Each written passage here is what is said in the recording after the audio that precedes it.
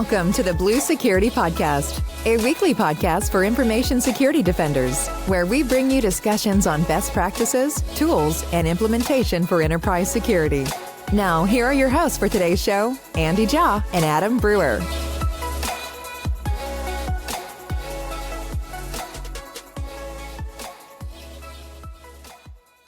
Welcome to another episode of the Blue Security Podcast. I'm Andy, your host. I'm Adam, your co-host. This week, we wanted to talk about mobile device threats.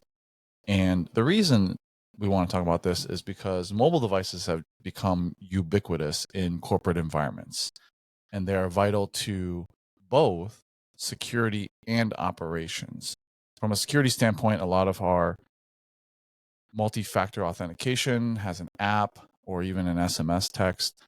And from an operations standpoint, being able to have contact with people through messaging apps like Teams or even, over Slack or something like that on the go has been vital to keeping operations going. And so we wanted to dive into that. But first, a little breaking news. Adam, if you want to go into what was going on with Apple these last couple of days.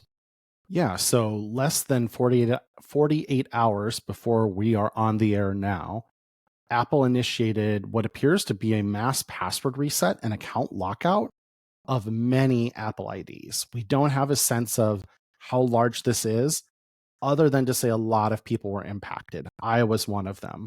I was in the middle of watching something on Apple TV. I got a modal dialog popped up, interrupted what I was watching, saying, hey, you need to put in your Apple ID password. And it popped up on my Apple Watch and on my iPhone all at the same time.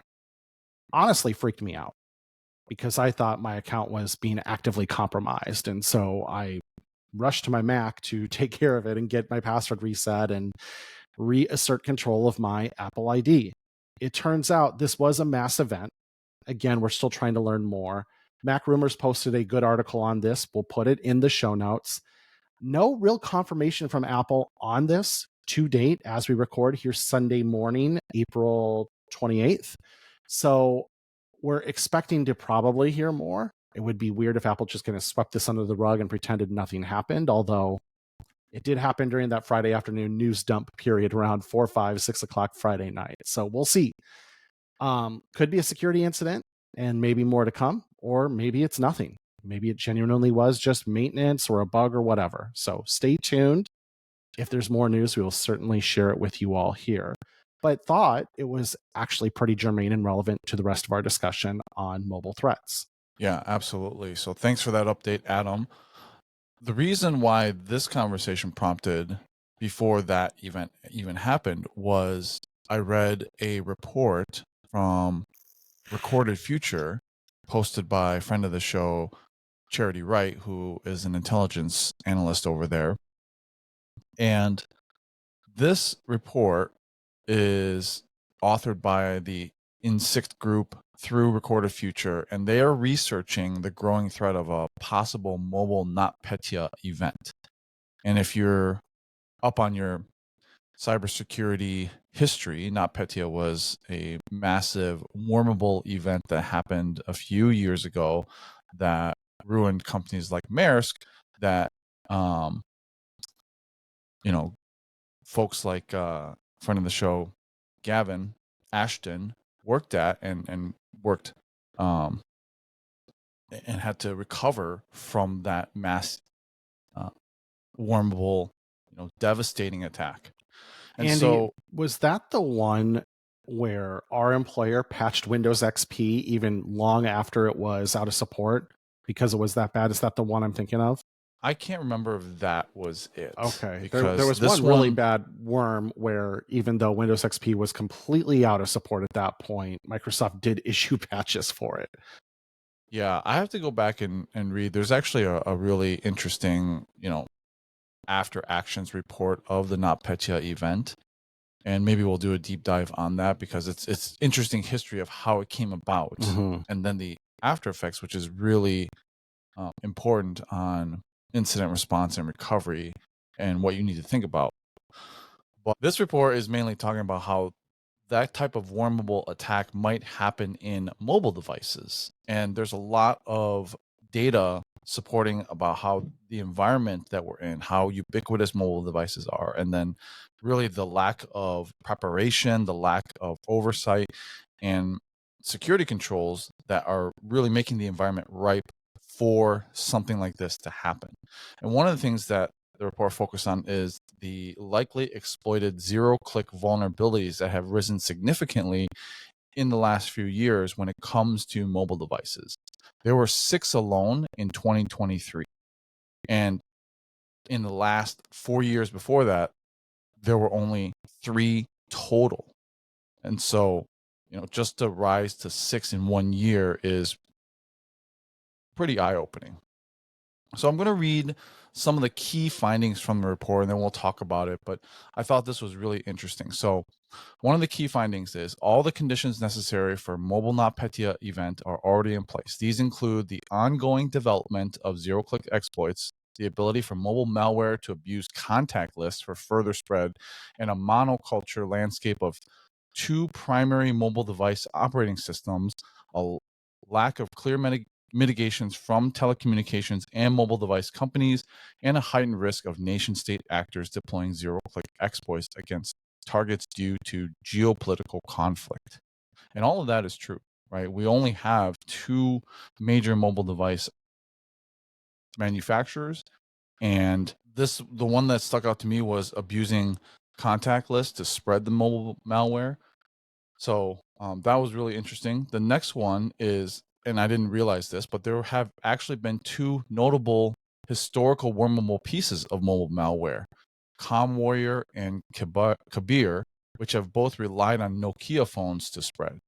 The very first one was highly narrow in its targeting, and the second one could be blocked by an email gateway. So neither achieved the spread that could have affected their full populations of hundreds of millions of users.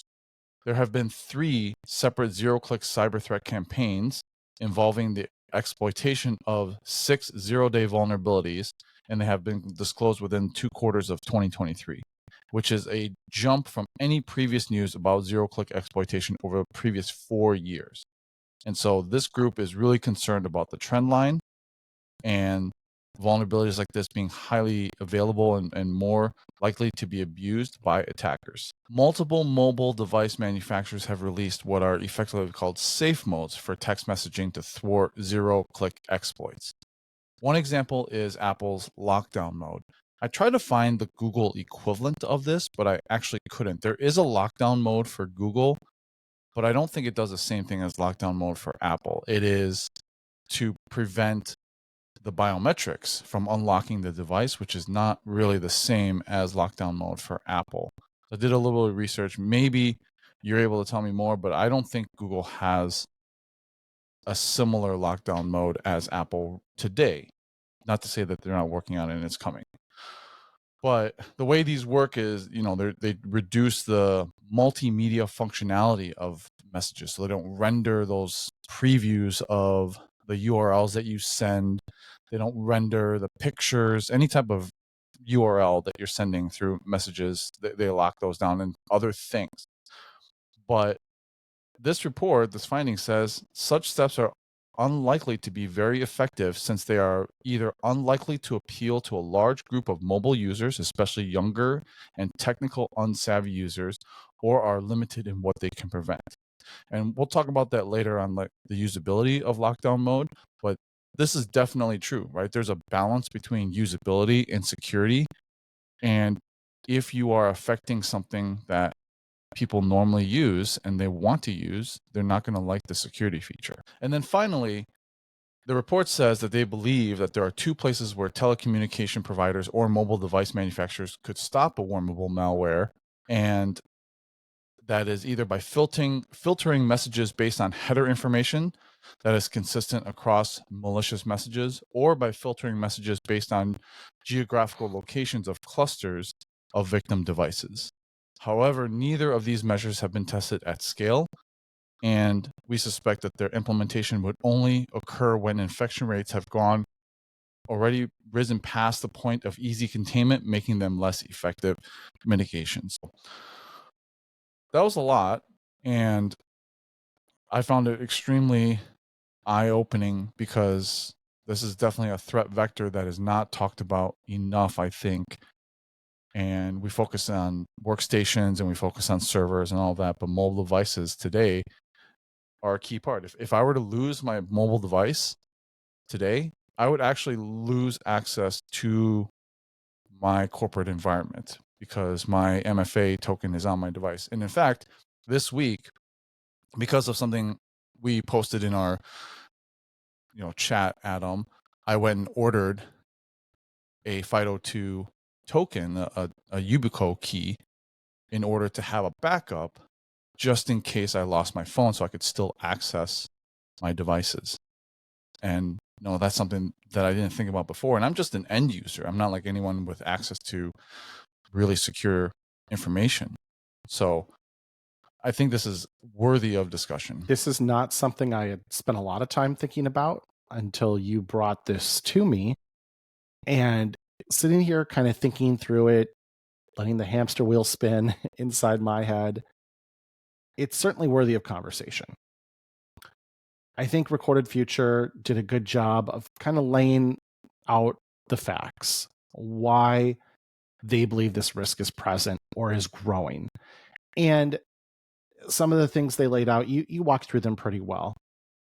To me, the thing is that the growth of the 0 days, the 0-click 0 days, even let's define it further, is probably the most concerning, because on both iOS and Android, a lot of the security promise is built around that they only run signed code by default.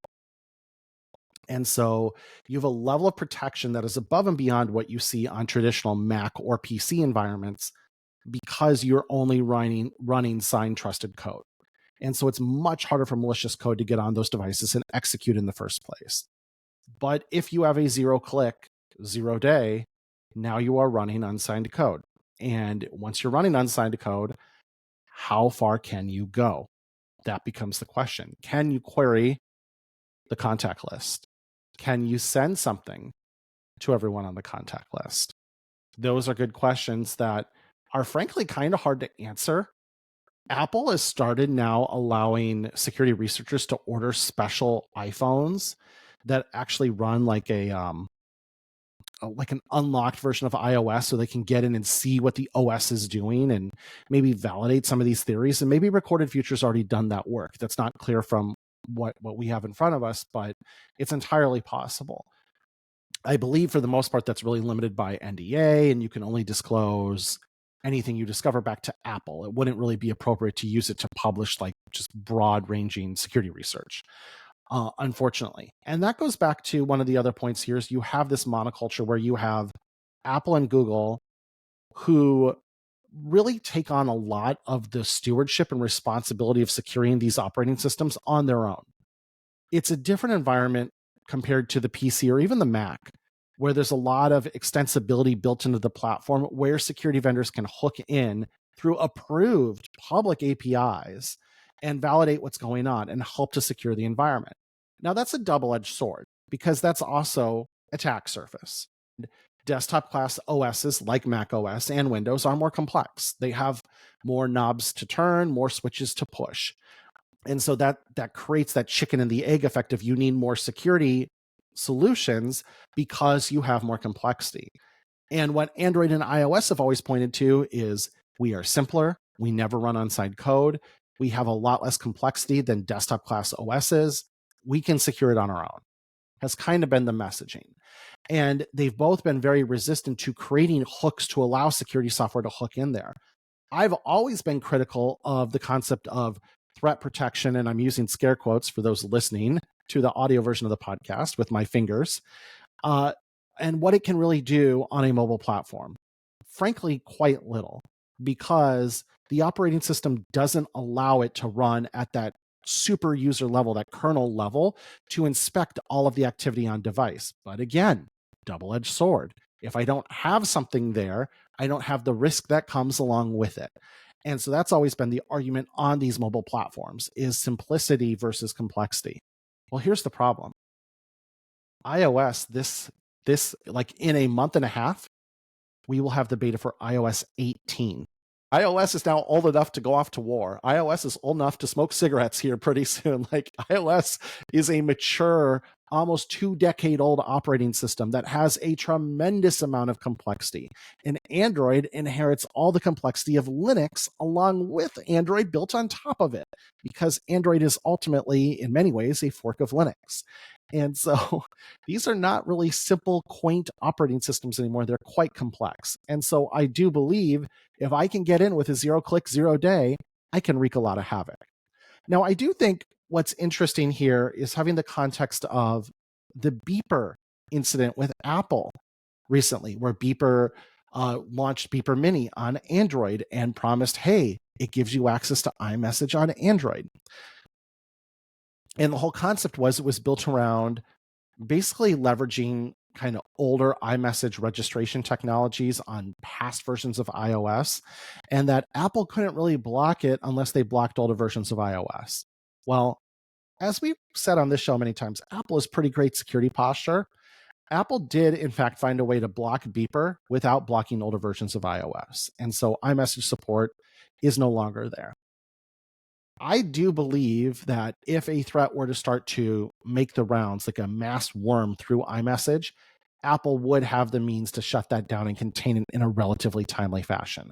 I am less convinced that the telecommunications providers could do the same. Because if you think about it, iPhones more often than not communicate through iMessage. However, Android phones more often than not communicate through SMS and RCS. But RCS, even for all its benefits, is still through the telecom providers. And so now you're relying on T-Mobile, AT&T, Verizon, the phone company, essentially to go block these threats. I'm skeptical of how fast the phone company is going to move to do that. And so that's where I think Recorded Future is right to be skeptical of any threat that would move through those means.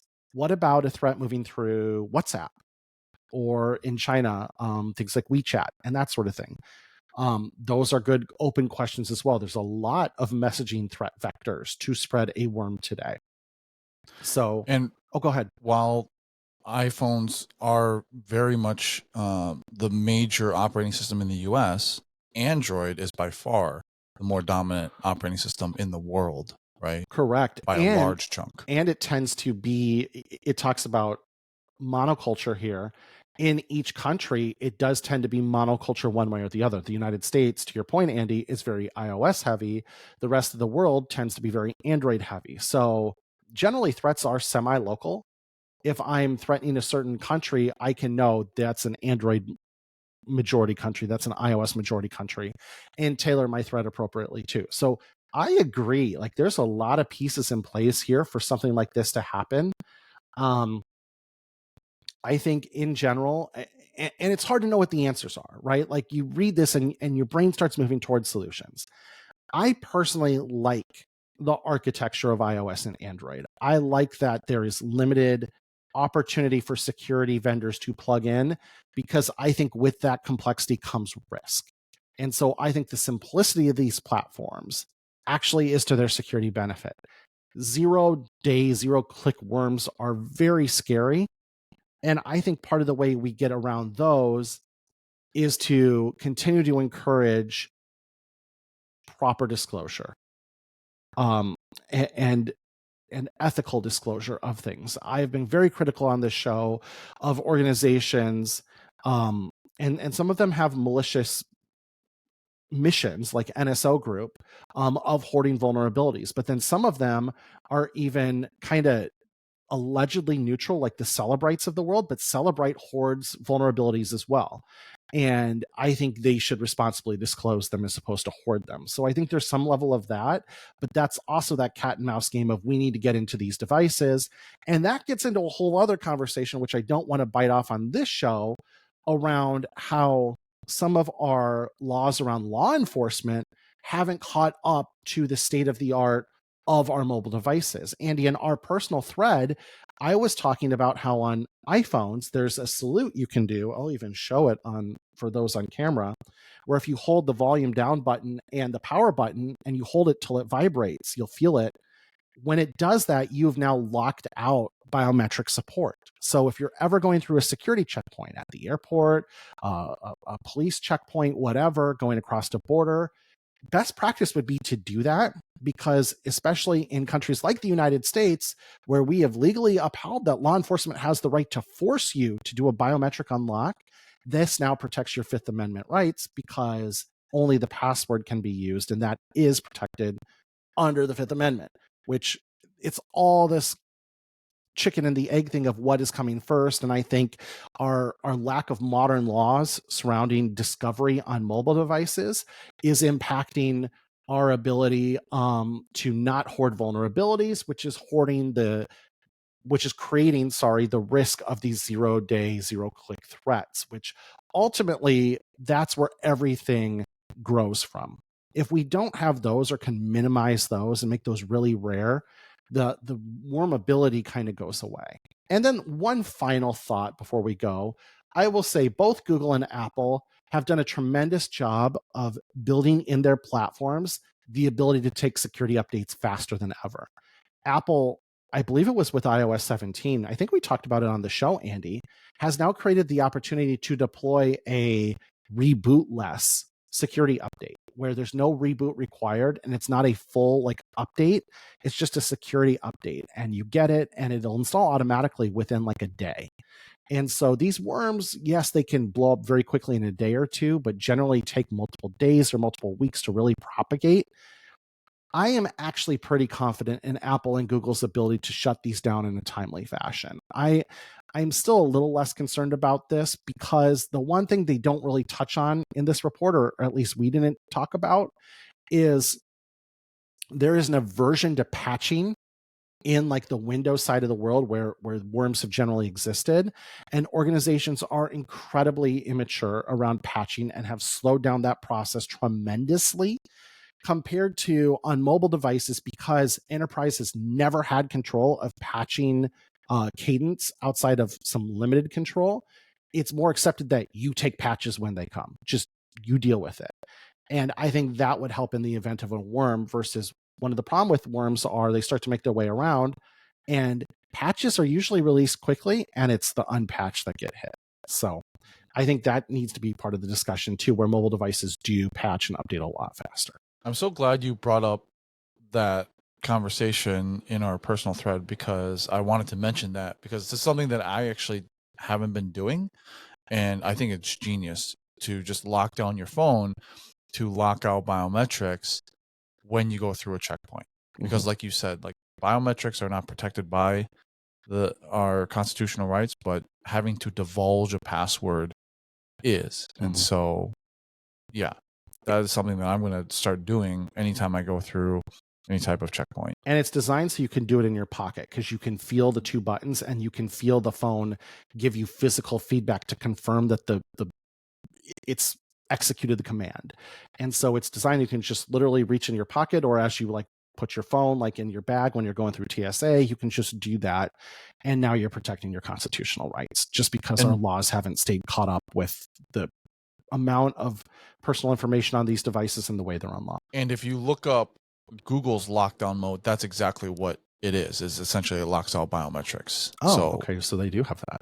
They do have it. I don't know if there's a quick button. I'll put the documentation in the show notes, but that's, if you look up Google's lockdown mode, that's what it is. Oh, okay. So if we're talking about lockdown mode on iOS, which is again different, we're not talking about just locking out biometrics. The actual lockdown mode for iOS, they mentioned that in this report, right? And it does remove or reduce a lot of attack surface by blocking attachment types and not being able to render those previews.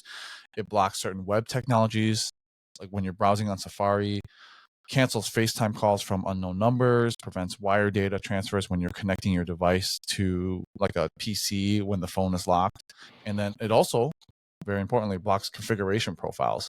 So if you're trying to do MDM or VPN or whatever, that's going to get blocked as well. So, it's designed so that you can't inadvertently, I guess, accidentally enroll into a configuration profile by accident. So you'd have to take it out of lockdown mode. And that's another thing that's important to know, is that you can take it in and out of lockdown mode without really any serious consequences.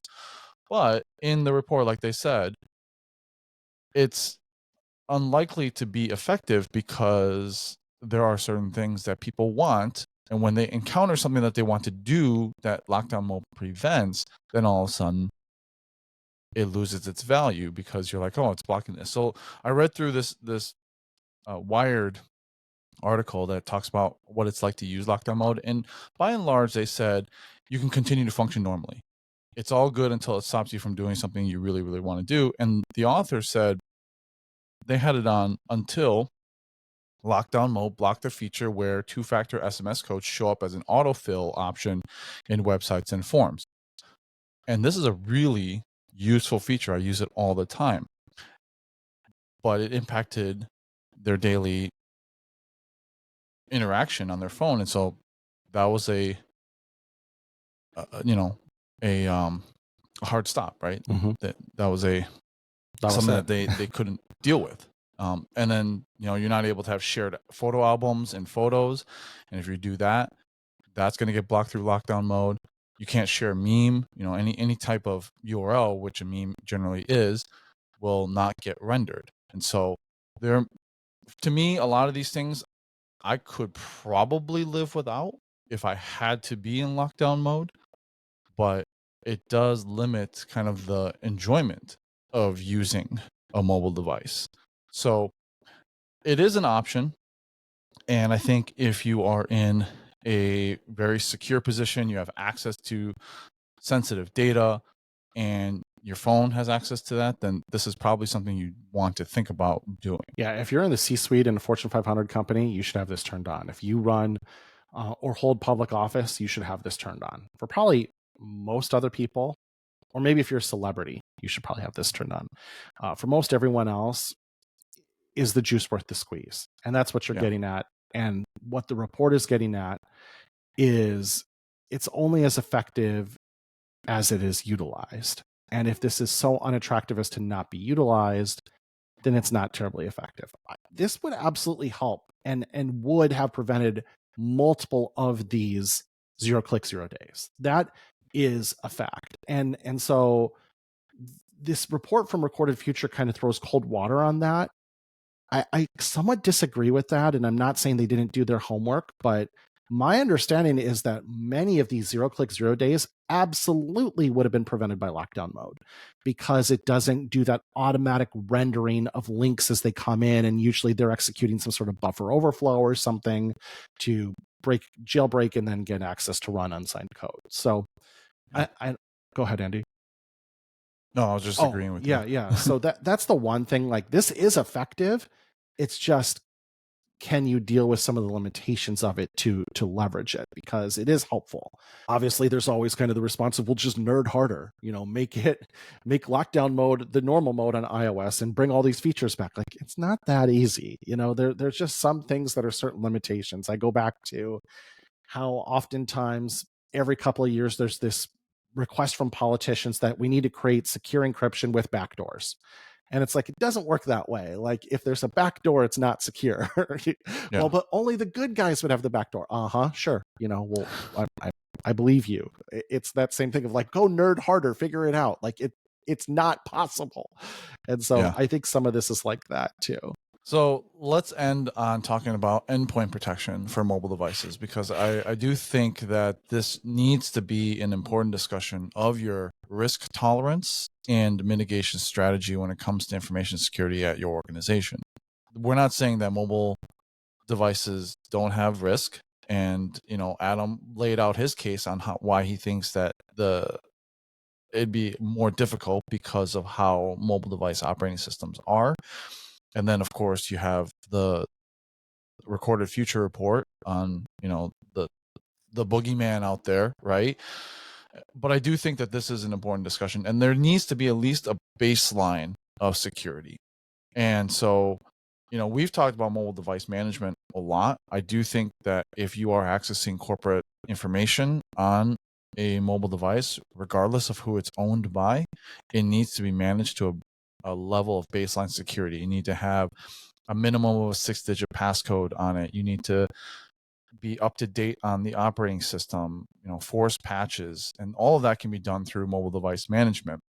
But actual threat detection or MTD, as it's labeled in the industry, mobile threat detection, that should also be a part of the conversation. And that can feel a little intrusive to the end user, because now you're putting like a, AV on their phone, right? And antivirus or malware detection on their phone.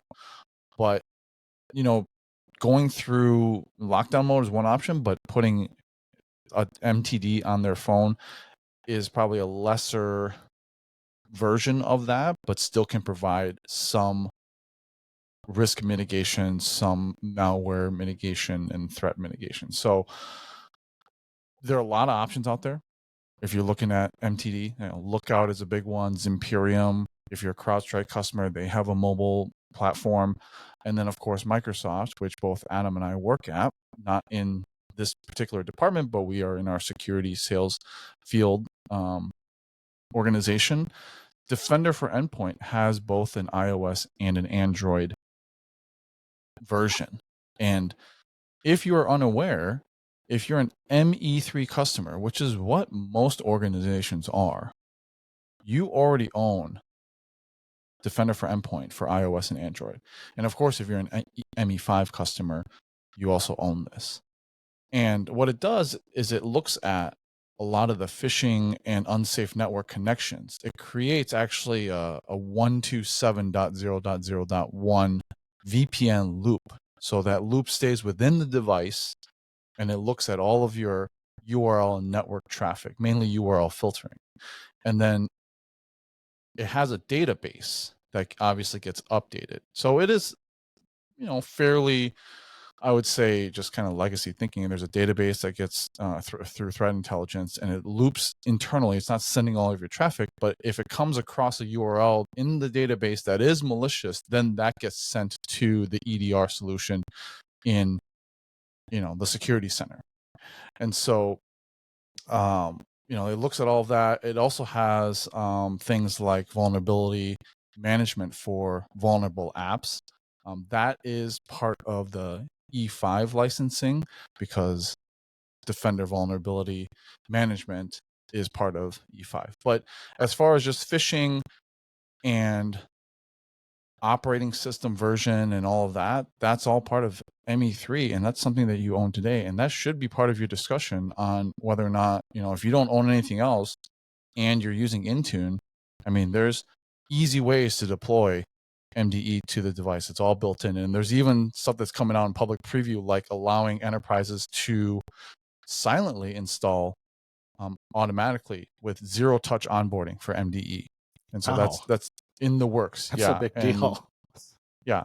Completely silent deployment. It's all going to be configured behind the scenes. So that's in public preview today. And it's all done without any type of user interaction. So that's pretty cool. And that should be, part of the discussion, especially if you're a Microsoft customer and you own it already. When I talked about the mobile threat detection vendors earlier, the point I was making is they have limited visibility and purview over the device, over what they can see. They are not analogous to your AV EDR solutions on Mac OS or Windows. And that's a concept sometimes people struggle with.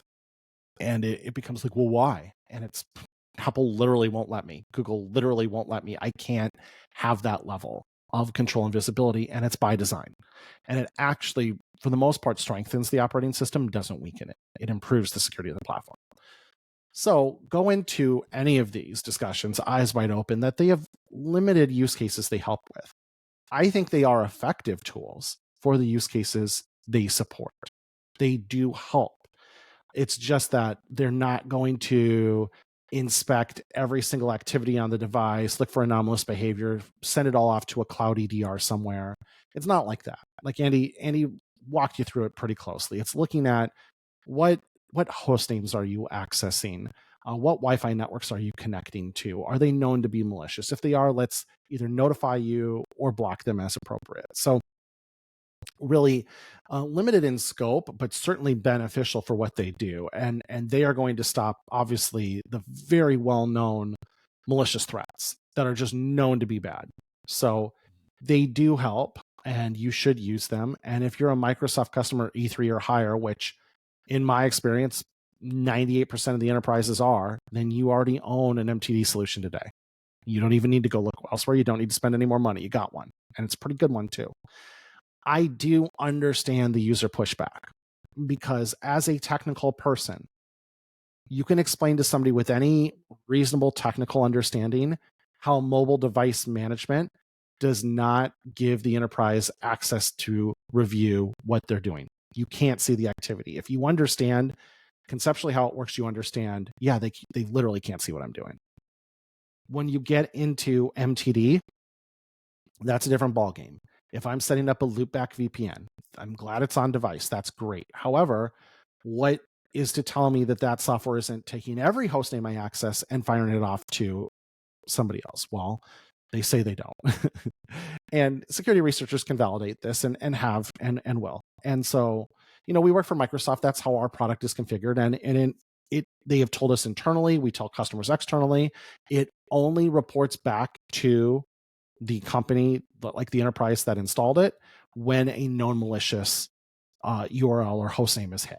Otherwise, it doesn't report anything back.